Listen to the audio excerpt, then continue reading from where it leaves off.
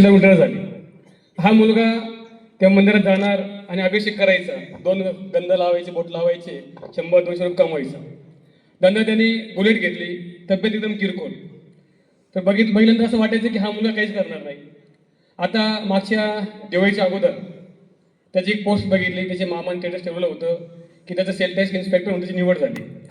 तर एक शॉक लागला की बाबा हा मुलगा की गावामध्ये ज्यावेळेस तो पैसे यायचा, सगळे मुलं त्याची मजा उडवायचे, त्याला व्यवस्थित बोलता येत नव्हतं. नंतर बुलेट घेतली, गल्लीतून धुळवड फिरवायचा की हा जीवनामध्ये काहीच करणार नाही असं वाटलं. दिवाळीमध्ये घराच्या बाजूला त्यांनी त्याची गाडी लावलेली होती. त्याला म्हटलं अरे बाबा जॉईन केलं का? तर सर तो म्हटलं मी जॉईन केलं नाही, सेल टॅक्स इन्स्पेक्टर त्यांनी जॉईन केलं नव्हतं. म्हटलं का बरं नाही केलं? त्याचं म्हणणं आलं की माझे वडील आयुष्यभर क्लर्क होते, अगदी शेवटच्या 2-3 महिन्यामध्ये नायब तहसीलदार झाले आणि यापूर्वी तो पोलीस ग्रामीण असेल, तलाठी असेल, ग्रामसेवक असेल, या एक्झाम सुद्धा पास झाला होता.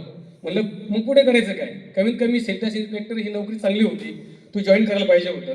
तो की बोलला की मामा, तुम्हाला मामा म्हणतो की मी काही दिवसापूर्वीच एक MPSCचं इंटरव्ह्यू दिलेला आहे, ओरलमध्ये चांगले गेलेलं आहे आणि 100% माझा रिझल्ट येणार. आणि असं म्हटलं आणि एक 8 दिवसामध्ये पुन्हा त्याच्या मामाची पोस्ट बघितली, सर DYSP म्हणून त्याची निवड झाली त्या मुलाची. म्हणजे इतका कॉन्फिडन्स त्या मुलामध्ये होता. सर ठीक आहे म्हटलं, आता DYSP म्हणून तो जॉईन झाला. पुन्हा सर एक 15 दिवस झाले, रिझल्ट लागला.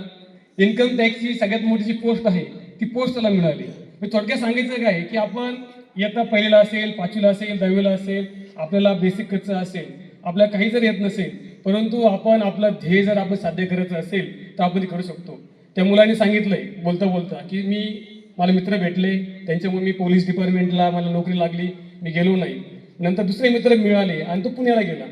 पुण्याला गेल्यानंतर ते सरांनी सांगितलं की मोबाईल म्हणजे आपल्या आयुष्यात लागलेली कीड आहे, त्यांनी पूर्णपणे मोबाईल बंद ठेवला आणि आज तो क्लास 1 अधिकारी म्हणून जॉईन झालेला आहे. आपल्या शाळेत काही विद्यार्थी आहेत 10वीपर्यंत आपल्याकडे ते शिकलेत.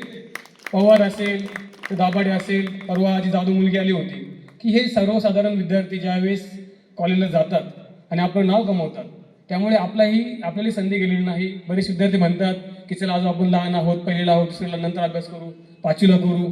5वी निघून जाते, 8वी येते, ती निघून जाते, 10वी निघून जाते.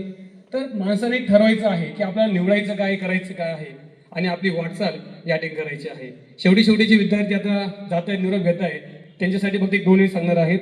शिकरे उत्कर्षाची सर तुम्ही करत राहावी, शिकरे उत्कर्षाची सर तुम्ही करत राहावी, कधी वळून पाहता आमची शुभेच्छा स्मरावी.